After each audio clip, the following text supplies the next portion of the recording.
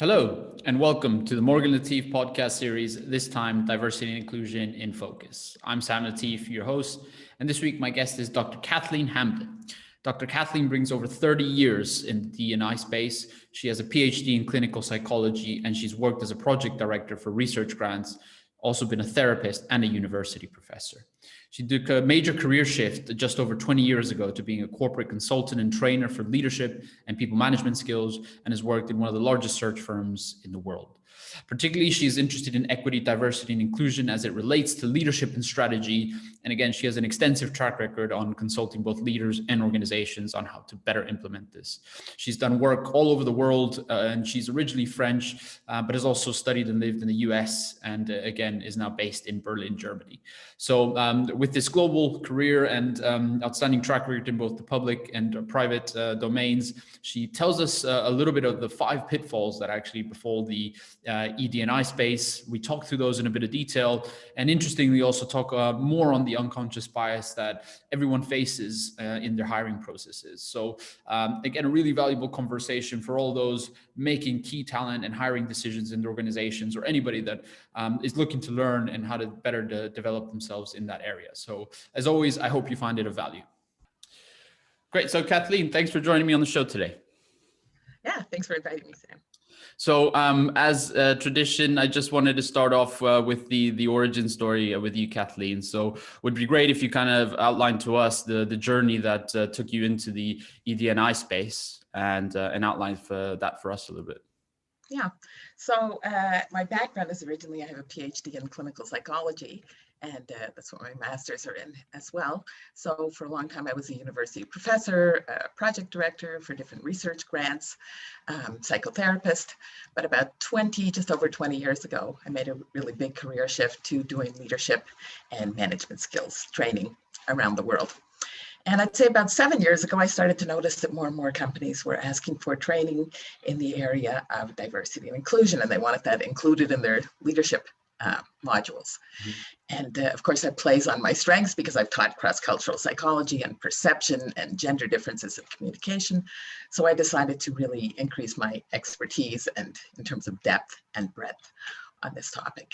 And I really am particularly passionate about the way that diversity and inclusion aligns with leadership or relates to leadership. So that's the perspective, that's the part of it that I'm most interested in. Great. And interestingly, yeah, you have this career where it's in academia, you've also been in the corporate world now as a trainer.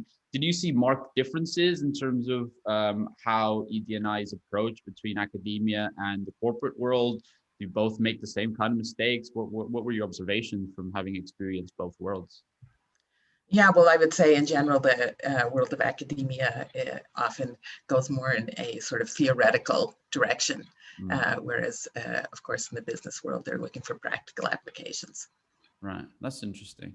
Yeah, because I think I said the topics are always at the top of the agenda for, I think now we see it in universities, we see it in a lot of global organizations, and it's interesting to see maybe how the structures in each of those different areas might either enable or maybe hinder actually finding solutions. But in terms of the topic today, you wanted to first outline a little bit about what again, we talk a lot about equality, diversity, and inclusion, and you wanted to start off by actually outlining some of the common pitfalls with it, right? Because again, I've spoken to ED&I thought leaders that have been in it for 20 years. That again, there's some progress being made, but there's still some common pitfalls. And why don't you outline that to us a little bit more, and we'll deep dive into that. Yeah, great. So I thought I'd talk about the 5 most common mistakes or pitfalls that I see organizations making when it comes to diversity, equity, diversity, and inclusion. And then, as you said, later on, we'll talk about unconscious bias in the talent management lifecycle and specifically zoom in on the hiring processes. So when it comes to mistakes or pitfalls that organizations often fall into, the first one is just jumping into action without doing any kind of analysis, or anyway, careful analysis first about why are we actually doing this, and what are the goals, and what are the pain points that we're trying to address, and what is the level of current organizational maturity when it comes to diversity and inclusion, because the answer to all of those questions should really inform, obviously, which particular interventions you do. But again, often people jump into it because, oh, our competitors are doing stuff about this. We don't want to miss out. We want to get on the bandwagon. So you have to ask yourself, are you doing this because of wanting to make sure that you protect yourself from lawsuits and that you're complying with legislation? Or are you doing it because you think it's morally the right thing to do? Or is it because you've heard that it can really positively impact performance and financial returns and innovation and engagement? Or are you doing it because you really see it as a major strategic tool that can help the organization to make money, save money, and meet organizational goals? Yeah, so that's the first pitfall. And we'll come back to that one a lot, actually, as we go on. Yeah. So the second one is really focusing on diversity. Okay. So we need to increase our diversity, and we're hearing a lot of complaints from within the organization that we don't have any women in the senior management team, and there are not throughout the higher levels of the organization. And so we really need to, improve the numbers and bring in more diversity. But the thing about diversity is that it's really a double-edged sword, and it can, of course, does have the potential to bring a lot of benefits, but it also has the potential to cause a lot of problems. And interestingly, if you look at research about the most effective teams and the least effective teams, you find that the most effective teams are characterized, the most highest performance and most innovative teams are characterized by really high diversity. And lots of different research looking at different types of diversity, whether it's gender or race or sexual orientation or age or all different kinds of things. But if you look at the lowest performing, least innovative teams, interestingly, they are characterized by high diversity. Really? Wow. High diversity. So highest functioning teams, most innovative, high diversity. Lowest functioning team, least innovative, high diversity. With the more homogeneous teams that have low diversity in that middle range instead. So what is the difference between the teams? Yeah. So what's the difference between the teams that have high diversity that are doing so well and the ones that have high diversity that are doing so badly? What do you think? To be honest, it might. I have no idea.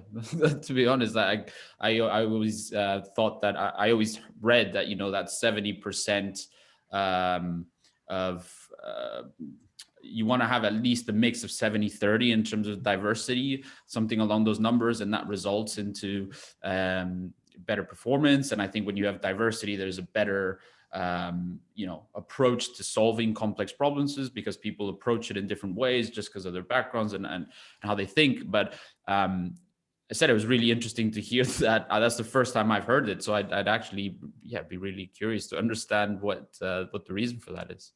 Good. So because you do hear, diversity, this is such a great thing. And this is a huge pitfall that organizations fall into, because diversity, as you can just tell from that research, is no guarantee that you're going to get all those benefits. You could end up in a real mess. Yeah. And so if we look at what is the difference between the two different sets of teams, what you see is that it's the way that they're dealing with that diversity. Right. So in the really low functioning teams that are not innovating and just a mess, what do you think they're doing about the differences within the team? They're not They're not celebrating them. Essentially, they're not giving the platform to each individual to basically shine and highlight each difference or whatever that may be. Right, they're stuck in conflict, right, and trying to turn the other people into little mini-me's, and so they're saying, you need to get your head out of the clouds and focus on, the thing that I think we should focus on. Yeah. And so they're just stuck in the conflict, and it decreases engagement, and it decreases, motivation, and it decreases performance. Whereas on the other hand, the teams that are performing really well and that harness that diversity to innovate, for instance, they are really saying, you know what, it's exactly because you're different from me and you see things from such a different perspective and, you know, think of different approaches, that together we could probably create something really cool. Let me listen to you and better understand your perspective. You know, and even when I don't understand your approach, let me, you know, trust you that you are competent and brilliant and know what you're doing. And so even if I don't understand it, let's see if we can't combine your thinking and my thinking together to create a more robust solution. So diversity has the potential to deliver enormous positive impacts in terms of all different things, but it also has the potential to do great damage and to be a real pain in the neck. And honestly, and an organization comes to my mind that put a tremendous amount of effort and time and money into bringing a whole lot of women into the middle level of the organization, and they were hoping to stock their pipeline and, you know, also have more women in senior positions in time. And they were so excited. I mean, the women they brought in were fantastic, highly competent, very motivated, just terrific. And then everybody was very devastated a year later when 60% of those women had left, reporting feeling completely crushed by the culture. So that's not good for anybody. You know, that's not good for your brand to have all these brand ambassadors out there saying what a horrible company you were and what a miserable experience it was to work there. And it's not good for your diversity and inclusion initiatives that everyone is now saying internally, oh, let's not hire any more women. That was a disaster. You know, what a waste of time that was. So you really, that goes back to item one about really not just leaping into action, but really thinking about why are we doing this and do we have that inclusive culture in place? What kind of leaders do we have in place? And I told you that my passion is leadership, you know, so who are the leaders that we have in place and what competencies are we hiring for? And, you know, are we looking for, what are we developing in our leadership development programs? What are we promoting in terms of inclusive leadership? And I really think this is a 21st century leadership challenge.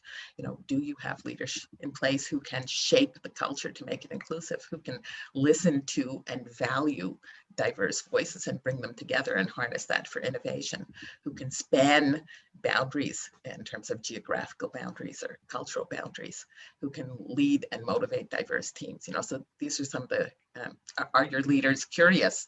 Are they brave? Are they cross-culturally savvy? Are they able to take feedback, even criticism? So these are some of the skills that are really important for leaders in nowadays. Yeah, that's true. And for the few, I don't want to jump the gun too much, but I'm just really interested to, because we all hear about inclusive leadership. And you gave us some examples of how we maybe identify, but do you think, is that best identified through interview? Is it psychometric testing? Is it a mix of both? Like, what have you seen in your career that works best to sort of identify that specific quality? Yeah, so we're going to be looking later when we talk about hiring, and we're going to be looking at interviewing. Wow. And so I would say competency-based assessment or competency-based interviews are very effective. And so they're probing questions that you can ask around specific competencies that can help you to see if this person has these kinds of skills. Okay. All right. So yeah, why don't we move on to some of the other pitfalls that you were mentioning as well? So here's a tricky one, and this is, I've seen this over and over and over again, and that is we really want to bring in more diverse talent. We really want to hire some people who are different from the people that we have right now. You know, so we definitely want to bring in different kinds of people, but we want them to be exactly the same as the people that we already have. So I'll come up with a couple of examples that relate to hiring, since that's the topic we're going to dive into more later. So I'm thinking about one time when I was doing a program with a lot of middle level leaders, and the CEO and the head of HR came in, and we're talking to them for 1 hour on the 4th day of the program. And somebody asked a question about, you know, how is it that the senior leadership team is just all still white men in very limited age range and, you know, just almost cookie cutter? You know, why don't you have any women, for instance, in senior leadership? And they said, well, you know, we have been looking for a woman to bring into the senior leadership team for 10 years now, and we just haven't found anybody. You know, we're still committed to it, and we're still going to keep looking, but we haven't found anyone yet. And then the head of HR said, I think the problem is that women just don't have the testosterone level to really jockey the way that it's expected at the senior level of the organization. Mm. And the two women in the room looked at me, and I know what they were thinking because they talked to me about it during the break, and they heard it the same way that I did, which is what they heard was them saying, we really want to hire a woman for the senior leadership team, and as soon as we find a woman who has like a hormonal imbalance, well, then that is the very one that we will just grab. Yeah. Or another example is a group that I was working with where, again, it was a senior leadership team that was very much sort of a copy paste. Every single one was a white male from that particular country in very limited age range, and they were getting a lot of pushback within the organization and from the board and external partners, and so they really wanted to hire a woman when they had a CFO position open up.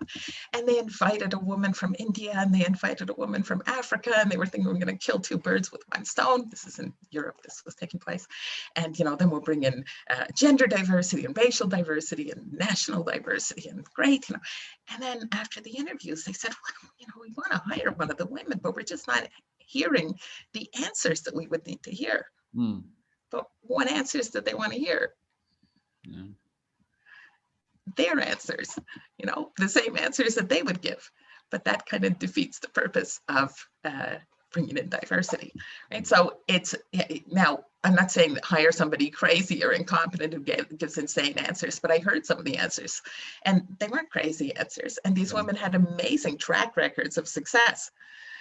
But in the end, they ended up hiring another white man from that same country because their answers, we don't want to, but I mean, his answers are just so logical and intelligent and just much better than the women's answers. Yeah, I mean that's the irony sometimes, isn't it? Right, where there's these big organizations. I was reading recently about a very notable tech firm that they grade their employees on their specific culture fit, and even though they have a very diverse workforce, like that in itself is not diverse anyway, because in essence you're still getting a copy and paste of every other person just because they're a different nationality or gender or whatever that may be, and it's just completely ironic that they were doing that and then at the same time promoting this diverse workforce.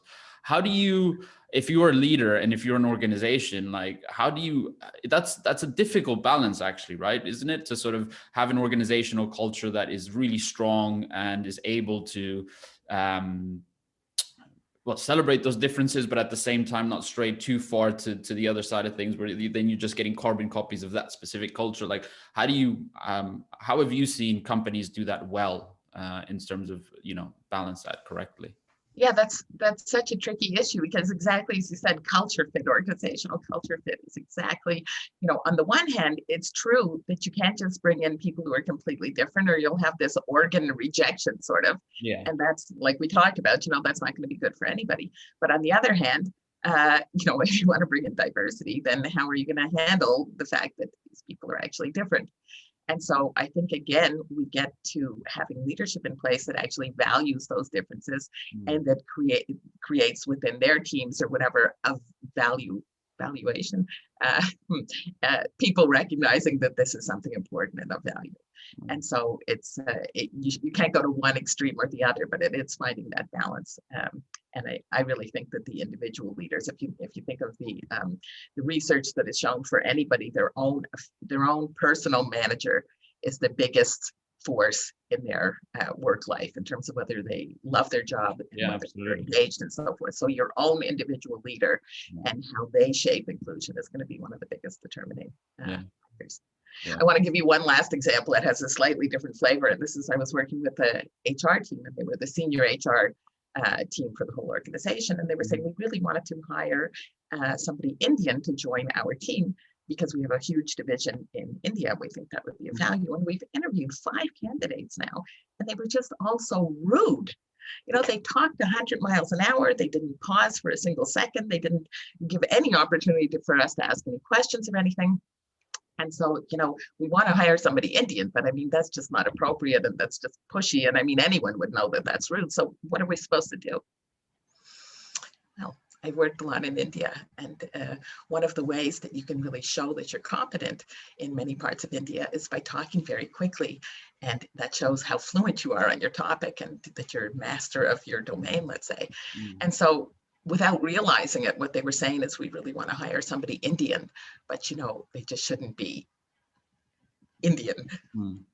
And so this is where it's a vicious cycle, because if you had somebody Indian already in the senior leadership team, they could have told you about this cultural difference and, explained it to you and helped you to navigate it.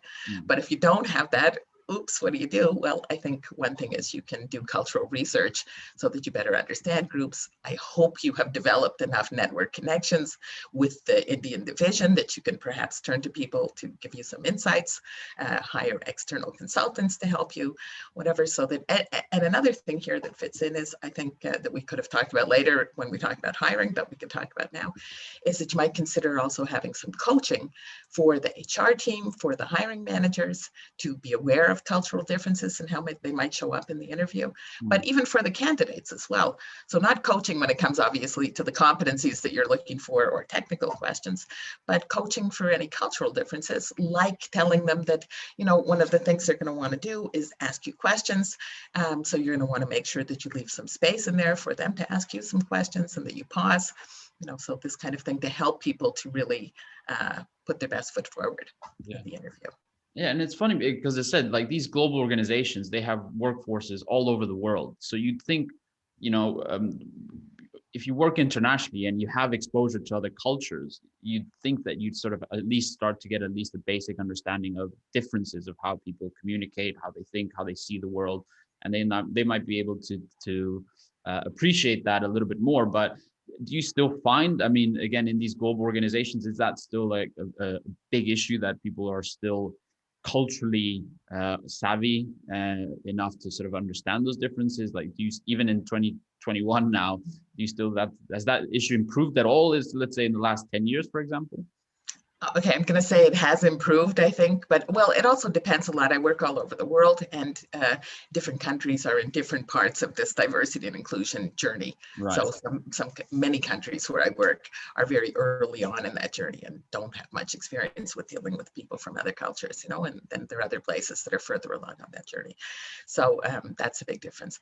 But I would say that wherever you are on that journey, cross-cultural clashes, it's very common for them to trigger very deep emotions and sort of put us into the amygdala of our brain, and we're just kind of getting reactive without really realizing. So even if you think and know theoretically that cross-cultural differences can, result in different ways of communicating, when somebody just keeps interrupting you or is talking something, it can just start to trigger you, and you can not recognize that as an example of that thing that you know about theoretically. The rational side of your brain probably doesn't, you react more emotionally than you would more than anything else, right? You fail to recognize the difference. It's just a complication at the end of the day. Right, and also we often think of cross-culture, I mean, honestly, I've done lots of programs on cross-cultural management, companies all over the world, and I often have them write down, so I'm an alien from a different planet. What do I need to do to know to be successful in your culture? And they tell me very superficial kinds of things. And they probably don't recognize that cross-cultural differences can just affect just everything, like how close you stand to somebody and how much eye contact you make and how quickly you speak and how much you interrupt. And so I think a lot of times people are not recognizing certain differences that are triggering them a little as really cross-cultural differences. And I've often been asked to work with a team or in an organization about conflict issues that they're identifying as conflict issues, and they're not even realizing that they're actually probably cross-cultural issues. And they're stuck at that conflict that we talked about. And I think that also comes down to empathy, right? I mean, we talked a little bit about inclusive leadership, but empathetic leaders are just also empathy is such an important quality in a leader, especially nowadays. Yes, absolutely. And I know you had a wonderful talk about that in an earlier series that was really good, because absolutely that is another characteristic. So I think curiosity and empathy are characteristics. And it resonated. Like, I mean, it was one of our, it was one of our most popular episodes, because I think everybody recognizes how useful an emotion that is. But I think also it's hard to again, in the I wouldn't say cut and thrust, but in the hustle and bustle of a company where I said it's very results orientated, and it's sometimes it's hard to sort of have that. I think we talked also a lot about mindfulness in some of the other episodes as well, but just having that ability to empathize with people and with differences. That's I can. It's such. I hear people often think, we don't have time for emotions. We've got stuff to do, but you can save time and waste time, like you quick now and slow later. So I'm rushing to do this without taking into account the resistance or the feelings that are there. And it ends up taking 50 times longer than it would if I had just taken a few minutes up front to actually deal with the resistance. Certainly in change management, that's a big part of it. Yeah. And do you think, just on that, I mean, do you think the perception of what a great CEO or a great leader is that, I think that has also changed, because before it used to be this sort of, alpha male, like, no emotion, just results focused. And now that seems to be changing. People are tuning into that, or do you not agree that that's still not yet fully? It is changing. I would say at the highest levels of the organization, maybe it hasn't completely changed, and but it is changing. I have seen behaviors that you used to be able to get away with for ever, not work anymore. More and more they're recognizing that if you're just driving and whatever, and you're driving the talent right out of the organization, that's not really a good idea. And so they are looking for a really different type of leader now. And Very interesting. Right. And I think before I go on to the fourth and fifth one, which are shorter, I just want to mention equity. Because it used to be diversity and inclusion, and now people are talking about equity, diversity and inclusion. And while we've talked about diversity, the differences, and we've talked about inclusion, really welcoming and including and valuing those differences. But what's the equity side of the equation? And so equity has to do with, well, if we think about equality, that's treating everybody exactly the same. But if you're bringing in different kinds of people, then maybe treating them all the same is not actually fair. Is not actually going to get the best results from each of them. So if we think about it just in a very super simple kind of way, if you want to create some swag for your company and you think, okay, great, let's get some t-shirts and let's put the logo on it, then you say, okay, and let's just buy size medium t-shirts. Well, that's going to work really well if everybody in your company is exactly the same size and the same height, and But if you have different kinds of people with different shapes and different heights and different sizes, then obviously those t-shirts are not going to fit some people at all. They won't even be able to get them on, and they're going to be much too big for other people. So that doesn't make any sense. Well, in the same way, if you start hiring really diverse talent, then they probably have some individual, not only perspectives and approaches, but also needs.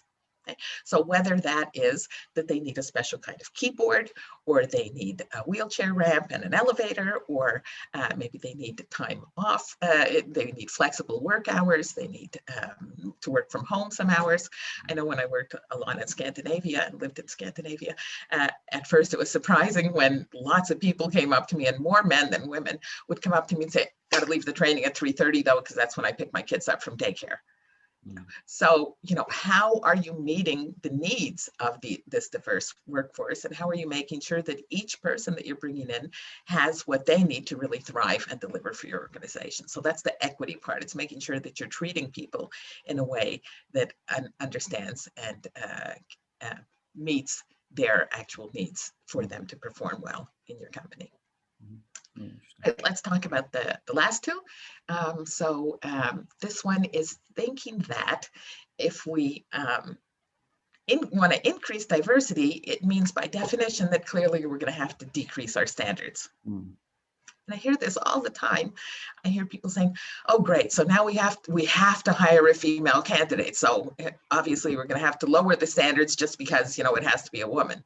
As though there aren't countless wonderful, incredibly confident women, people of color, whatever that you're looking for, and that you would have to lower your standards. But this very much fits with what we're going to talk about in the second part of the presentation, and it has to do with, hiring and job criteria.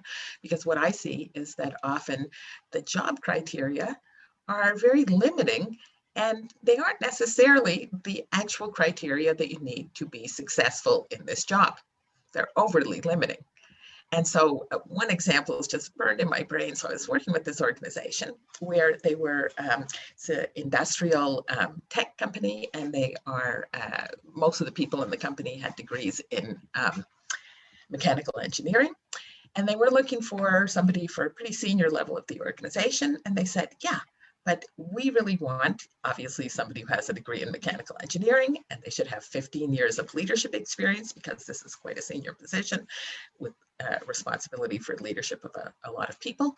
And so, but the fact of the matter, they also need some knowledge of the English is the most important thing, but they do need to have some knowledge of the local language. And we're just not going to find a woman who is from this country who has a degree in mechanical engineering and 15 years of experience, because no women majored in mechanical engineering 15 years ago. So obviously we're going to have to lower our standards if we want to hire a woman. But somebody brilliantly realized that, wait a minute, does this person actually need to have a degree in mechanical engineering? Because they are not working as a mechanical engineer. They have a whole huge, slew of people working for them who have degrees in mechanical engineering and are very talented and brilliant at what they're doing. So isn't it more important for them to have leadership skills and, to be able to delegate and, manage technical experts? And so somebody ended up hiring somebody who had a degree in science, so sort of an adjacent degree, who had many years of successful leadership experience, and who also, interestingly, had a master's in data analytics. And he said to me 7 months later, he said, what a brilliant hire that was.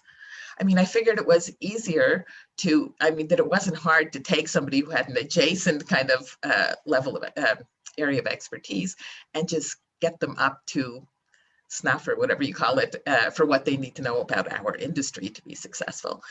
So he said, now, she is fantastic, and she's infused all of these great new ideas about data analytics and stuff into the whole organization, and it just was one of the best hires I ever made.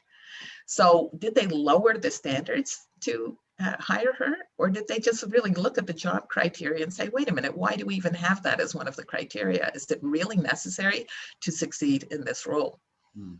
Yeah, so absolutely. Yeah.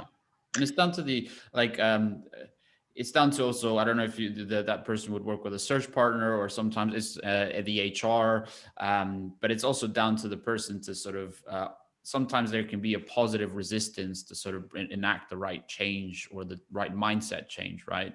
Do you think that should only be the situation when, should it only be the role of an HR stakeholder, for example, in that context, in the hiring situation, to offer pushback? Or should there be a peer group or a peer to the leader that sort of says, look, are we doing the right thing? Is it the responsibility of everyone, or just sort of the main stakeholder for the hiring process to ensure that frame of mind and that change of how you frame that is done correctly?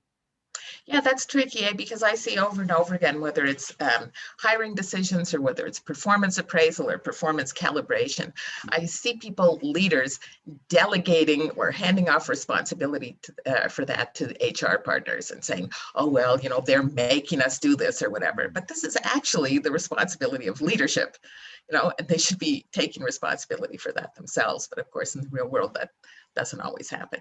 So ideally, you have the leaders really committed to this, and they understand why this is important, and it isn't just a poor HR partner who's having to sort of force it on them or try to force it on them. Yeah, well, that's interesting. So the last pitfall that I wanted to talk about is just, I'm going to say, focusing on sort of trivial things or limited things. So for instance, diversity and inclusion. Okay, we're going to do some leadership programs for the women in our organization, some developmental leadership programs, or for the people of color in the program, to help them to be more successful and to be promoted in this organization. That can be useful. I have done women's leadership programs, and certainly there are some things that some women do that undermine their success, and they can learn to be more effective. But like we talked about earlier, there are all kinds of things that the organization and that the leaders need to be doing to help people to succeed. And so it isn't just about, let's fix the ladies. It is about what what can we do to help these people to be more successful.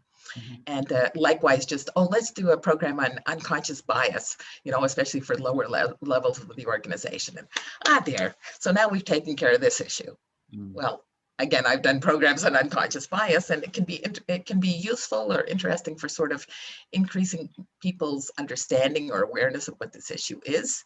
But in terms of an actual impact on people's behavior or changing anything in the workplace, you're not likely to get that outcome from a 2-hour workshop about what is unconscious bias. It's a feel-good, funny, haha, that's interesting, and people go out thinking, oh, okay, now I've done that, I get it, and you don't get it. It's much more complex than that. So underestimating the complexity of this issue. Absolutely. All right, let's shift gears to the other part of our presentation that has to do with looking at unconscious bias in the talent management lifecycle, and specifically hiring. So talent management lifecycle, whether it's attracting or whether it's hiring or whether it's performance development, so feedback, coaching, performance appraisal, or whether it's promoting and advancing, or whether it's succession management, unconscious bias has sneaky ways of showing up in all of that. So let's break down the hiring aspects. And I think we only have 5 or 10 minutes left, but and I do 2-day programs on this, so can't really do it justice, but let me at least touch on a couple of main points. So I think Stephen Cox in your first episode did a really great job talking about attracting great talent and your website and the language and the imagery on your website, and how is that attracting people. And when people are thinking of joining your organization, it's very common that they look at your corporate website and they look at the senior leadership team and they say, hey, is there anybody there who looks like me, or could I picture myself in this organization or in that group? And I just want to mention one other thing, though, about this topic, because as I said, he covered it very well. And that is typically people don't want to have to be a pioneer. So great talent doesn't really welcome or isn't really thrilled about the chance that, I can go and be the only Black person or the only woman or the whatever in the senior leadership team. And I can be the one who has to be a representative for my entire race or my entire gender or whatever, and listen to the awkward or ignorant or strange questions or comments or whatever. So it is a tricky thing if you don't have diversity within your organization to attract great diversity. All right, but let's talk about some of the other things. So sourcing, this is a really big one. Sourcing. If you keep fishing in the same pools, you're going to keep catching the same fish, or you're going to run out of fish. And in my experience, a lot of organizations are not even fishing in a pool. They're fishing in a little tiny puddle in somebody's backyard. So what can you do to broaden your pool? And what new sources can you turn to for finding great candidates? And this is going to relate to the next one when we talk about job descriptions or job criteria, because as I said, a lot of criteria can end up accidentally limiting your pool. Yeah. So, what are you doing in terms of developing good relationships with universities and with diverse universities and organizations and networks, so that you have access to lots of different kinds of fantastic candidates? Yeah, and obviously you said that's our bread and butter, right? And I think when it comes to the sourcing element of it and trying to fish in a bigger pool, what are then also your recommendations beyond maybe more so for even people that are in talent acquisition, for example, when leaders are putting together that brief around job descriptions, let's say focusing a little bit more specifically, what are some of the recommendations you make then when they're actually thinking of the person to hire? How can they be more, how can they open up that pool a little bit more? Like, what are your recommendations for that? Yeah, so for one thing, I think it's about not just saying, oh, how can we find how can we find some different kind of talent for this position right now? Oh my goodness, where can we, find somebody? But rather really investing over time in developing really strong relationships with very vast networks so that you have many, many fabulous potential candidates at your fingertips at any time, and you're having them in your mind sort of looking for the great position where you can now say, wait, here's an opportunity, rather than here's the position and oops, how do I find a candidate for it? So I think really investing time in developing those relationships and taking care of those relationships, and that'll get to the end when you make the decision and you're making either the offer or the rejection. How are you handling that whole thing to not damage the relationship so that you can come back to this person in the future for a different position where they might be a better fit, or where you will get other people from that same network as opposed to just burning that bridge because you handled the rejection in a way. Yeah. What about with unconscious bias also? Because I always like to get everyone's, all the D&I thought leaders take on that, because some also vary slightly. We all are prone to these biases, right? Even the most experienced psychologists as well, because that's human nature. Think about unconscious bias, it's exactly, unconscious. Exactly. So what are also your recommendations then when you're for the hiring process? What are the prescriptions you would give to sort of try to mitigate that? For the hiring process, you said? Correct. Yeah. So is there anything we can do to avoid to an extent that unconscious bias? Yeah, so I mean, it shows up in all kinds of different ways, and let's kind of break it down into different places. So when it comes to screening CVs, it can come up in certain ways, and when it comes to the interviews, it can come up in certain ways. So I'll kind of give you a couple of tips as we go along. Like, for instance, one of them screaming in my head about the interview process and how unconscious bias can show up in really sneaky ways. But I wanted to talk just a little bit about job criteria first. So job criteria, the funny thing about job criteria is that they should be criteria that are correlated with being successful at this job, as opposed to just things that, well, we just usually ask for that, or I just like having that, So so many organizations or so many people, when they're putting together the job criteria and the job description, they're saying, need to have this many years of experience or have to have gone to this university. So many organizations I've worked with say, oh, we like to get our people from these top 5 schools, or even from this one school, which is the school that we all went to, Or so what if you've just got your, talent pool down to little tiny, it's my bathroom sink, So really, really, really thinking about the criteria that you're coming up with and which ones are important. And as you rightly brought up, the organizational culture fit issue is really relevant here. And and a thing that can go either way. So you need to be aware that, oops, don't bring in somebody who's going to be a failure because we're going to just spit them out. But on the other hand, don't be so fixed in our culture that we can't bring in anybody different. All right, let's talk about screening CVs, because here's a place where unconscious bias or conscious bias shows up. So screening CVs, some organizations are choosing to do that blind now, where they take off identifying information that shows you which gender, what race, possibly, certain other kinds of information from the CV to make it less obviously, less obvious what some of the differences are that could trigger unconscious bias. I wanted to say, though, when I was doing a program about this with some senior leaders, one of them said to me, one of them said in front of the group, I once got a CV and the guy said that he plays polo. Oh, please, I tossed that in the trash.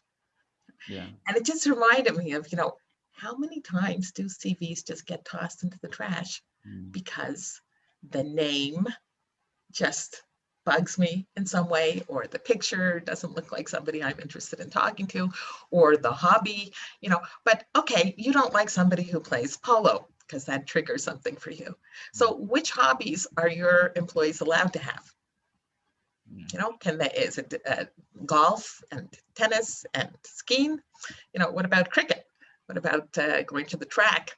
What about macrame? What about bridge? You know, which are the hobbies that you will allow your employees to have, and how many gems are you missing out on because you throw them out before you even discovered what they were? And my brother's a retired CEO, and he was telling me that he once got a CV, and the first page was an 8x10 picture of the guy, and he thought, that's weird. And I think it's funny that he was telling me that's weird when in Germany that's very normal to include a big photo of yourself. You know, so okay, that's weird. And then he said the last page was business trips I have taken, and it wasn't like Melbourne and Hong Kong. It was New York 12 times, Chicago 26 times. And he thought, this is really weird. But he did look further, and he said, well, the guy's education is good, and he has good experience. Let me invite him in for an interview. And then he said he was phenomenal, and he hired him, and he was like very, very successful for the whole 7 years before my brother moved to a different company. So he really could have missed this guy altogether by throwing out the CV because it had some strange thing about it.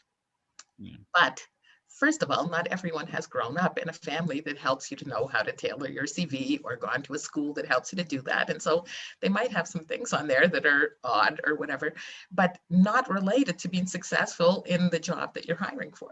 You know, or there could also be cross-cultural differences, like whether you include a photo or whatever, that could lead somebody to do something that seems odd to you. So again, think about the job criteria and the job that you're hiring for and what is really essential to that. All right, let's talk about a really important one in our last few minutes, and that is the interview. The interview, because so many interviews are poorly prepared, unstructured, very subjective, not consistent from one person to another. The criteria are not super clear. The raters don't end up agreeing about the person because they didn't have clear criteria to begin with in their heads for what they were looking for. So competency-based assessment is, I think, really best practice for the way that you're using your interview. You're going to want to make sure that it's very well prepared, that it's structured, that you're asking the same questions to different candidates in the same way. But here's where, for instance, unconscious bias can come in a really sneaky way, because I was auditing one organization's interviews. And what I found was that they were using the same competency-based assessment questions, and they were asking every candidate the same thing, but then they weren't handling the answers in the same way. So they were saying, tell me about a time that you were involved in a project where team results, blah, blah, blah. Yeah. And then the men would say, well, I did such and such. And they go, okay. And they would check that off. You know, but when a woman answered the question, they go, well, what exactly was your role in that? And they just were probing, and then they were probing again. And that happened consistently with male and female candidates. That difference was showing up. So they weren't aware of the fact that they were doing that. And here it was a standardized, thing that they had in place and structured. And they thought, this is really rigorous, but oops, it really wasn't. So it can be very subtle. And they were already miles ahead of most organizations. I was in one interview just 6 months ago where one of the questions they asked was, so if you could be any superhero, which one would you be? I'm not sure how that related to the job, but that's an extreme example. But how many people have their favorite little interview questions that they just like to ask that don't have any actual scientific, correlation with success in the actual job?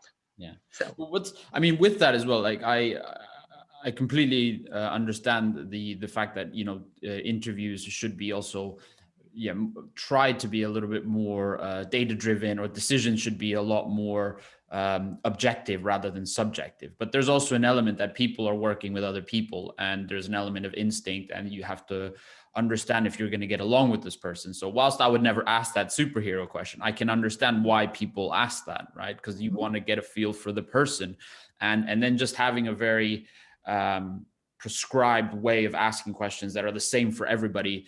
Do you lose a bit of that human interaction or that human element in interview, which is also important to maybe gauge when you're about to work with somebody for 2, 5, 10 years? Is there a way to also find a good balance of that without sort of tempting fate with unconscious bias?